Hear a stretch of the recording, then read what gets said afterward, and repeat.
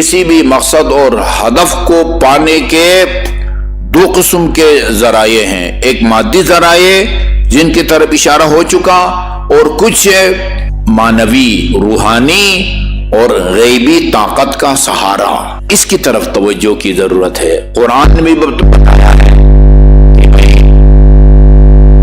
کسی کی اولاد نہ ہوتی ہو تو اس کے لیے علاج ہے، حکیم بھی دوائی دیتے ہیں، ایلوپیتھک والے بھی دیتے ہیں، ہومیوپیتھک والے بھی جو ہے نا وہ دیتے ہیں، دعائیں بھی ہیں، میں نے روایت پڑھی ہے، کئی لوگوں کو منگوا کے بھی دیا ہے، بھائی جس کے ہاں اولاد نہ ہوتی ہو وہ فیروزہ کی انگوٹھی کے اوپر یہ لکھ کے پہنے، رب لا تذرنی فردا وانت خیر الوارثین۔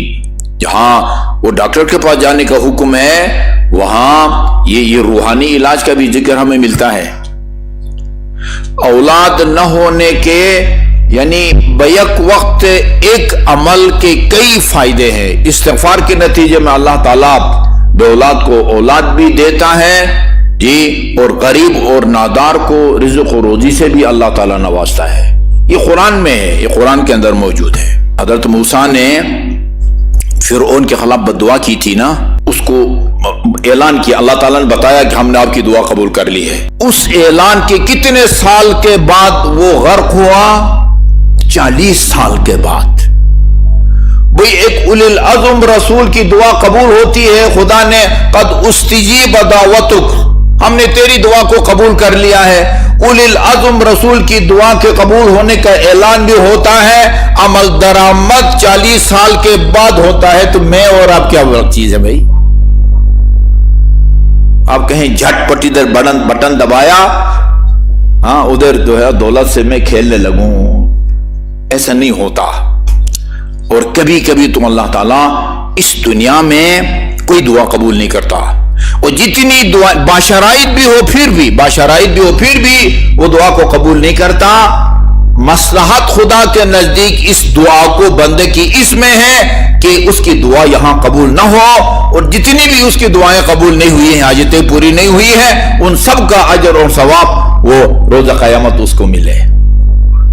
یہاں کا جو روپیہ، ڈالر، درہم، دینار کمائیں گے اور وہاں کا ثواب، یہ قابل مقابلہ نہیں ہے، یہ قابل مقایسہ نہیں ہے۔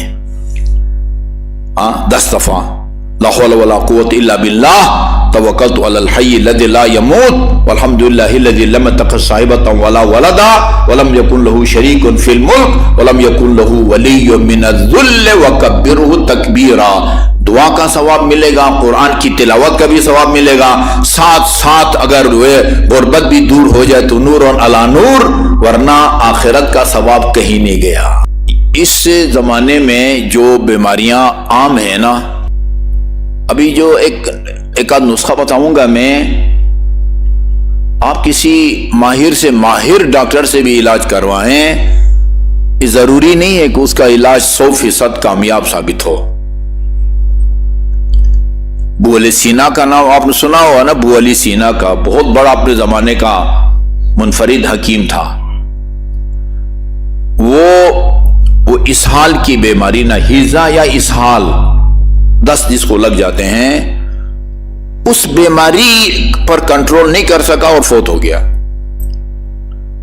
انہی آخری لمحات میں لوگوں نے اس سے کہا کہ اتنے بڑے حکیم ہیں اور یہ آپ اس پر کنٹرول نہیں کر سکتے؟ اس نے یوں گلاس میں پانی منگوایا اور منگوا کے اس میں ایک قطرہ ڈالا، جو اس کام کے لیے نا، مطلب اسہال کی بیماری، اسہال کو روکنے کے لیے جو قطرے وہ استعمال کرتا تھا، ایک قطرہ اس میں جب ڈالا گلاس کا پانی جم گیا۔ کہا یہ دوائی اثر نہیں کر رہی ہے۔ اس کا مطلب یہ ہے کہ اذا جاء اجلہم لا یستأخرون ساعتا ولا یستقدمون، بس موت کی جب مقررہ تاریخ آتی ہے، کوئی علاج، کوئی دوائی کارگر ثابت نہیں ہوتی۔ اگر مصلحت اس میں ہو کہ بندہ نیاز مند رہے، مالدار نہ ہو، بندے کا مفاد اس میں ہو، بندے کا اچھا انجام اسی میں ہو کہ وہ نادار رہے، وہ لاکھ دعائیں کرے اللہ تعالیٰ اس کو نادار ہی رکھتا ہے۔ یہ روایات کا مضمون میں آپ کو سنانے لگا ہوں۔ یہ قرآن میں ہے، عسیٰ ان تکرہوا شیئا وہو خیر لکم وعسیٰ ان تکرہوا ان تحبوا شیئا وہو شر لکم۔ این ممکن ہے بہت ساری باتیں وہ اس میں تمہاری جو ہے نا وہ بھلائی ہو، لیکن وہ تم اس کو پسند نہیں کرتے، وہ تمہیں ناگوار گزرتی ہے۔ اسی طرح بہت سارے کام جو تمہیں ناگوار گزرتے ہیں، عین ممکن ہے کہ بھلائی تمہاری بھلائی اسی میں ہو جو تم کو ناگوار گزرتی ہے۔ بعض اوقات انسان کے انجام کے لیے صحت کے مقابلے میں بیماری اس کے مفاد میں ہے، بعض اوقات ثروت اور مال و دولت کے مقابلے میں فقر اس کے مفاد میں ہے۔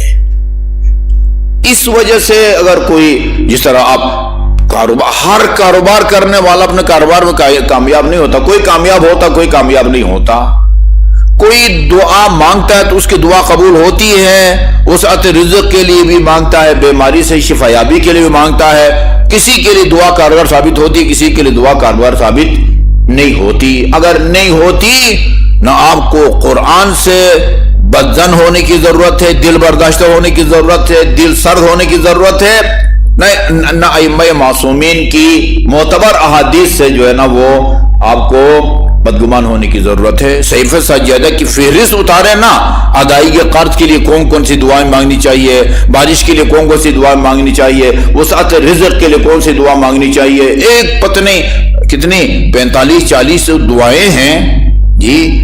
یہ ضروری نہیں ہے کہ ہر پڑھنے والے کی دعا 100% قبول بھی ہو۔ ہمارا کام دعا کرنا ہے، قبول کرنا اس کا کام ہے۔ اگر مصلحت ہے تو قبول کرے گا، نہیں تو وہ قبول نہیں کرے گا۔ اچھا، یہ میں نے بہار الانوار اور دوسری کتابوں میں یہ پڑھا ہے۔ میں جب 1986 میں آیا ہوں نا یہاں اسلام آباد، یہاں کرسی پہ بیٹھ کے نماز پڑھنے والے مومنین اتنے نہیں ہوتے تھے جتنے آج کل ہیں۔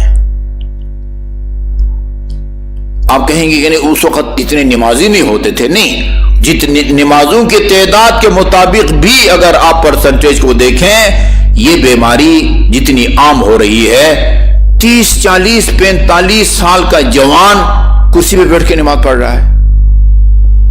اچھا، کچھ ایسے مومنین کو بھی ہم نے دیکھا باہر سے بڑے ٹھیک ٹھاک جو ہے نا وہ چل رہے ہوئے آتے ہیں، نہ کوئی لنگڑاتے ہیں، نہ ان کو تکلیف ہوتی ہے، اور کرسی پہ بیٹھ کے نماز پڑھ رہے ہیں۔ ان کو میں نے بتایا کہ بھائی یہ آپ چل کے ٹھیک ٹھاک آ رہے ہیں، اس کا مطلب یہ ہے کہ آپ کھڑے ہو کے حمد و سورہ پڑھ سکتے ہیں۔ آپ کو صرف سجدے میں جانے کی تکلیف ہوتی ہے کہ وہ آپ گھٹنے کو سخت زمین پر رکھتے ہیں تو آپ کو وہ درد محسوس ہوتا ہے، لہٰذا آپ کھڑے ہو کے حمد و سورہ پڑھیں، ٹھیک ہے جی، وہیں سے عام صحت مند آدمی کی طرح رکوع کے لیے جھکیں، پھر سجدے کے لیے کرسی کے اوپر بیٹھیں، اور جو سامنے ٹیبل سا بنا ہوا ہے اس پر سجدگار کر کے آپ وہ سجدہ کریں۔ اس تمہید کا مقصد یہ ہے کہ ایک دعا میں آپ کو بتاتا ہوں جو گھٹنوں کے درد کے لیے مفید ہے۔ کافی لوگوں کو میں نے یہ دعا بتائی ہے، انہوں نے عمل کیا ہے اور ان کو اس سے فائدہ ہوا ہے۔ میرے خیال میں کل میں احمد سے کہتا ہوں کہ اس کو کمپوز کرے، باہر بھی لگا دیں گے، اور ویسے بھی چونکہ اب یہ لائیو جا رہا ہے، گھر جا کے بھی آپ جو ہے نا وہ اصادق ٹیسٹ سے آپ اس کو تلاش کر سکتے ہیں۔ یا اجود 3 ٹائم ہر نماز کے بعد، بلکہ ہر نماز کے بعد 5 نمازوں کے بعد، یا اجود من اعطا ویا خیر من سئل ویا ارحم من استرحم ارحم ضعفی وقلت حیلتی وعفنی عن مرضی یا عن وجعی بجاہ محمد وآلہ الطاہرین۔ ہر نماز کے بعد اس کو پڑھیں، ہر نماز کے بعد۔ اچھا، دوسرا اور سب سے مشکل مسئلہ، یعنی جو عام مسئلہ ہے، جو معاشرے کے اندر عام لوگ جس سے دوچار ہیں، وہ بے روزگاری ہے نا، بے روزگاری ہے یا غربت ہے۔ بہت سارے مومنین ہیں جو ریگولر ایک فکس تاریخ میں کوئی رہبر کا مقلد ہے، کوئی رہبر وہ آیت اللہ سیستانی حفظہم اللہ ان کا مقلد ہے، فکس تاریخ میں خمس لے کے آتے تھے۔